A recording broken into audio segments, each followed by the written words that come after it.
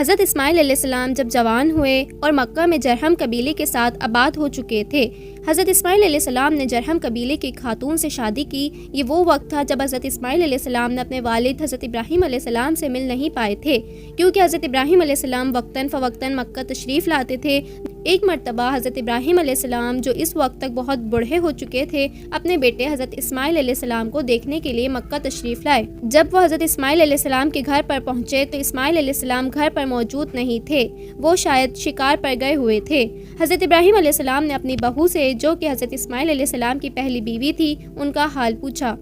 بہو نے اپنے سسر کو پہچانا نہیں، یا اس وقت کے رواج کے مطابق چہرے پر پردہ کیا ہوا تھا۔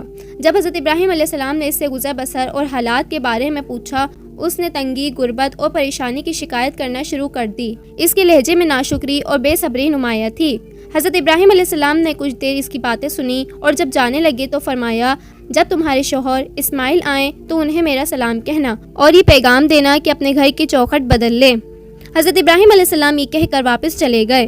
جب حضرت اسماعیل علیہ السلام واپس گھر آئے تو ان کی بیوی نے انہیں آنے والے بزرگ مہمان کا حال اور ان کا پیغام سنایا۔ حضرت اسماعیل علیہ السلام جو کہ اللہ کے نبی تھے اور والد کے اشاروں کو سمجھتے تھے، فوراً سمجھ گئے کہ آنے والے ان کے والد حضرت ابراہیم علیہ السلام تھے، اور چوکھٹ بدلنے کا مطلب یہ تھا کہ وہ اپنی ناشکری بیوی کو طلاق دے دیں۔ چنانچہ حضرت اسماعیل علیہ السلام نے اللہ کے حکم اور اپنے والد کے اشارے پر عمل کرتے ہوئے اپنی اس بیوی کو طلاق دے دی۔ اس سے کوئی اولاد نہیں ہوئی تھی۔ کچھ عرصے بعد حضرت اسماعیل علیہ السلام نے جرہم قبیلے کی ہی ایک دوسری خاتون سے شادی کی، جس کا نام سیدہ بنت مزاز بن عمرو جرہمی تھا۔ بعض روایت میں مختلف نام ملتے ہیں۔ یہ خاتون بہت نیک، صابر اور اللہ کا شکر گزار تھیں۔ کچھ سال بعد حضرت ابراہیم علیہ السلام دوبارہ اپنے بیٹے اسماعیل علیہ السلام کو دیکھنے کے لیے مکہ تشریف لائے۔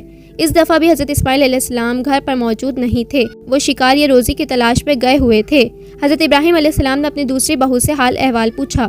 اس عورت نے اپنے سسر کا گرم جوشی سے استقبال کیا، اور جب حضرت ابراہیم علیہ السلام نے ان کی گزر بسر کے بارے میں دریافت کیا تو اس نے اللہ کی نعمتوں پر شکر ادا کیا۔ اس نے بتایا کہ وہ کیسے خیریت سے ہیں، رزق کی فراوانی ہے، اور وہ اللہ کی دی ہوئی ہر چیز پر راضی اور مطمئن ہے۔ اس کے لہجے میں قناعت اور شکر گزاری نمایاں تھی۔ حضرت ابراہیم علیہ السلام یہ سن کر بہت خوش ہوئے۔ جب وہ جانے لگے تو انہوں نے فرمایا، جب تمہارے شوہر آئیں تو انہیں میرا سلام کہنا اور یہ پیغام دینا کہ اپنے گھر کی چوکھٹ کی حفاظت کریں۔ حضرت ابراہیم علیہ السلام یہ کہہ کر واپس چلے گئے۔ جب حضرت اسماعیل علیہ السلام واپس گھر آئے تو ان کی بیوی نے انہیں آنے والے بزرگ مہمان کا حال اور ان کا پیغام سنایا۔ حضرت اسماعیل علیہ السلام فوراً سمجھ گئے کہ آنے والے ان کے والد حضرت ابراہیم علیہ السلام تھے، اور چوکھٹ برقرار رکھنے کا مطلب یہ تھا کہ وہ اپنی اس شکر گزار اور صابر بیوی کو اپنے پاس رکھیں، کیونکہ وہ اللہ کی شکر گزار تھی۔ حضرت اسماعیل علیہ السلام کی نسل اسی دوسری بیوی سے